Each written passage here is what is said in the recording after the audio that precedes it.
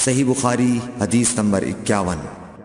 ہرقل شاہ روم نے ابو سفیان سے کہا، میں نے تم سے پوچھا تھا کہ اس رسول کے ماننے والے بڑھ رہے ہیں یا گھٹ رہے ہیں؟ تو نے جواب میں بتلایا کہ وہ بڑھ رہے ہیں۔ ٹھیک ہے، ایمان کا یہی حال رہتا ہے یہاں تک کہ وہ پورا ہو جائے۔ اور میں نے تجھ سے پوچھا تھا کہ کوئی اس کے دین میں آ کر پھر اس کو برا جان کر پھر جاتا ہے؟ تو نے کہا نہیں۔ اور ایمان کا یہی حال ہے، جب اس کی خوشی دل میں سما جاتی ہے تو پھر اس کو کوئی برا نہیں سمجھ سکتا۔ صحیح بخاری حدیث نمبر 52۔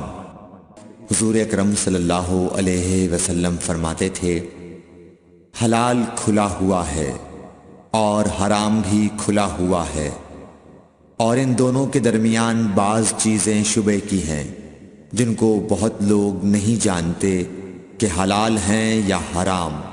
پھر جو کوئی شبے کی چیزوں سے بھی بچ گیا اس نے اپنے دین اور عزت کو بچا لیا، اور جو کوئی ان شبے کی چیزوں میں پڑ گیا اس کی مثال اس چرواہے کی ہے جو شاہی محفوظ چراگاہ کے آس پاس اپنے جانوروں کو چرائے۔ وہ قریب ہے کہ کبھی اس چراگاہ کے اندر گھس جائے اور شاہی مجرم قرار پائے۔ سن لو، ہر بادشاہ کی ایک چراگاہ ہوتی ہے، اللہ کی چراگاہ اس کی زمین پر حرام چیزیں ہیں، پس ان سے بچو۔ اور سن لو، بدن میں ایک گوشت کا ٹکڑا ہے، جب وہ درست ہوگا سارا بدن درست ہوگا، اور جہاں بگڑا سارا بدن بگڑ گیا۔ سن لو، وہ ٹکڑا آدمی کا دل ہے۔ صحیح بخاری حدیث نمبر 53۔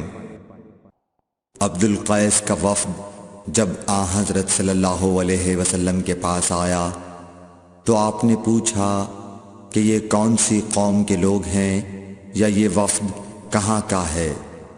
انہوں نے کہا کہ ربیعہ خاندان کے لوگ ہیں۔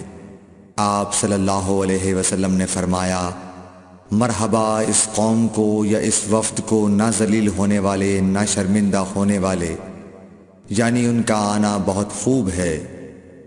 وہ کہنے لگے، اے اللہ کے رسول صلی اللہ علیہ وسلم، ہم آپ کی خدمت میں صرف ان حرمت والے مہینوں میں آ سکتے ہیں، کیونکہ ہمارے اور آپ کے درمیان مضر کے کافروں کا قبیلہ آباد ہے۔ پس آپ ہم کو ایک ایسی قطعی بات بتلا دیجئے جس کی خبر ہم اپنے پچھلے لوگوں کو بھی کر دیں جو یہاں نہیں آئے، اور اس پر عمل درآمد کر کے ہم جنت میں داخل ہو جائیں۔ اور انہوں نے آپ سے اپنے برتنوں کے بارے میں بھی پوچھا۔ آپ صلی اللہ علیہ وسلم نے ان کو 4 باتوں کا حکم اور 4 قسم کے برتنوں کو استعمال میں لانے سے منع فرمایا۔ ان کو حکم دیا کہ ایک اکیلے خدا پر ایمان لاؤ۔ پھر آپ صلی اللہ علیہ وسلم نے پوچھا کہ جانتے ہو ایک اکیلے اللہ پر ایمان لانے کا مطلب کیا ہے؟ انہوں نے کہا کہ اللہ اور اس کے رسول ہی کو معلوم ہے۔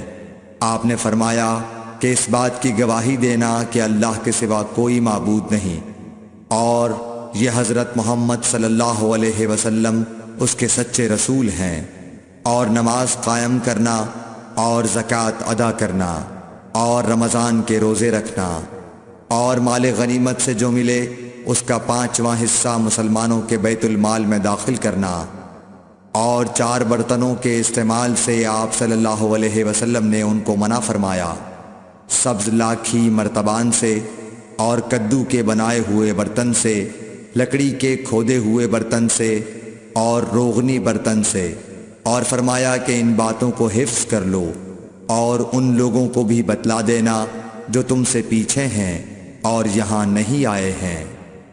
صحیح بخاری حدیث نمبر 54۔ حضرت صلی اللہ علیہ وسلم نے فرمایا، عمل نیت ہی سے صحیح ہوتے ہیں یا نیت ہی کے مطابق ان کو بدلہ ملتا ہے، اور ہر آدمی کو وہی ملے گا جو نیت کرے گا۔ پس جو کوئی اللہ اور اس کے رسول کی رضا کے لیے ہجرت کرے اور اس کی ہجرت اللہ اور اس کے رسول کی طرف ہوگی، اور جو کوئی دنیا کمانے کے لیے یا کسی عورت سے شادی کرنے کے لیے ہجرت کرے گا تو اس کی ہجرت انہی کاموں کے لیے ہوگی۔ صحیح بخاری حدیث نمبر 55۔ حضرت صلی اللہ علیہ وسلم نے فرمایا، جب آدمی ثواب کی نیت سے اپنے اہل و عیال پر خرچ کرے پس وہ بھی اس کے لیے صدقہ ہے۔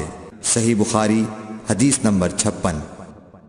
حضرت صلی اللہ علیہ وسلم نے فرمایا، بے شک تو جو کچھ خرچ کرے اور اس سے تیری نیت اللہ کی رضا حاصل کرنی ہو تو تجھ کو اس کا ثواب ملے گا، یہاں تک کہ اس پر بھی جو تو اپنی بیوی کے منہ میں ڈالے۔ صحیح بخاری حدیث نمبر 57۔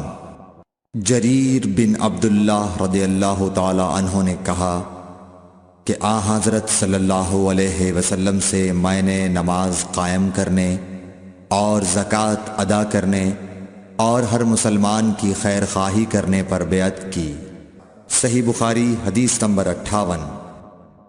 جس دن مغیرہ بن شعبہ حاکم کوفہ کا انتقال ہوا تو جریر بن عبداللہ رضی اللہ تعالی عنہ خطبے کے لیے کھڑے ہوئے اور اللہ کی تعریف اور خوبی بیان کی اور کہا، تم کو اکیلے اللہ کا ڈر رکھنا چاہیے، اس کا کوئی شریک نہیں، اور تحمل اور اطمینان سے رہنا چاہیے اس وقت تک کہ کوئی دوسرا حاکم تمہارے اوپر آئے، اور وہ ابھی آنے والا ہے۔ پھر فرمایا کہ اپنے مرنے والے حاکم کے لیے دعائے مغفرت کرو، کیونکہ وہ مغیرہ بھی معافی کو پسند کرتا تھا۔ پھر کہا کہ اس کے بعد تم کو معلوم ہونا چاہیے کہ میں ایک دفعہ حضرت صلی اللہ علیہ وسلم کے پاس آیا اور میں نے عرض کیا کہ میں آپ سے اسلام پر بیعت کرتا ہوں۔ آپ نے مجھ سے ہر مسلمان کی خیر خواہی کے لیے شرط کی، پس میں نے اس شرط پر آپ سے بیعت کر لی۔ پس اس مسجد کے رب کی قسم کہ میں تمہارا خیر خواہ ہوں۔ پھر استغفار کیا اور ممبر سے اتر آئے۔ صحیح بخاری حدیث نمبر 59۔ ایک بار حضرت صلی اللہ علیہ وسلم لوگوں میں بیٹھے ہوئے ان سے باتیں کر رہے تھے، اتنے میں ایک دیہاتی آپ کے پاس آیا اور پوچھنے لگا کہ قیامت کب آئے گی؟ آپ صلی اللہ علیہ وسلم اپنی گفتگو میں مصروف رہے۔ بعض لوگ جو مجلس میں تھے کہنے لگے، آپ صلی اللہ علیہ وسلم نے دیہاتی کی بات سنی لیکن پسند نہیں کی، اور بعض کہنے لگے کہ نہیں بلکہ آپ نے اس کی بات سنی ہی نہیں۔ جب آپ اپنی باتیں پوری کر چکے تو میں سمجھتا ہوں کہ آپ صلی اللہ علیہ وسلم نے یوں فرمایا، وہ قیامت کے بارے میں پوچھنے والا کہاں گیا؟ اس دیہاتی نے کہا، حضور میں موجود ہوں۔ آپ نے فرمایا کہ جب امانت ایمانداری دنیا سے اٹھ جائے تو قیامت قائم ہونے کا انتظار کر۔ اس نے کہا، ایمانداری اٹھنے کا کیا مطلب ہے؟ آپ صلی اللہ علیہ وسلم نے فرمایا کہ جب حکومت کے کاروبار نالائق لوگوں کو سونپ دیے جائیں تو قیامت کا انتظار کر۔ صحیح بخاری حدیث نمبر 60۔ عبداللہ بن عمرو نے کہا کہ ایک سفر میں جو ہم نے کیا تھا حضرت صلی اللہ علیہ وسلم ہم سے پیچھے رہ گئے، اور آپ صلی اللہ علیہ وسلم ہم سے اس وقت ملے جب عصر کی نماز کا وقت آن پہنچا تھا۔ ہم جلدی جلدی وضو کر رہے تھے، پس پاؤں کو خوب دھونے کے بدل ہم یوں ہی سا دھو رہے تھے۔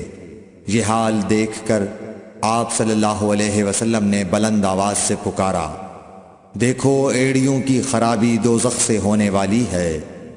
2 یا 3 بار آپ صلی اللہ علیہ وسلم نے یوں ہی بلند آواز سے فرمایا۔ صحیح بخاری حدیث نمبر 60۔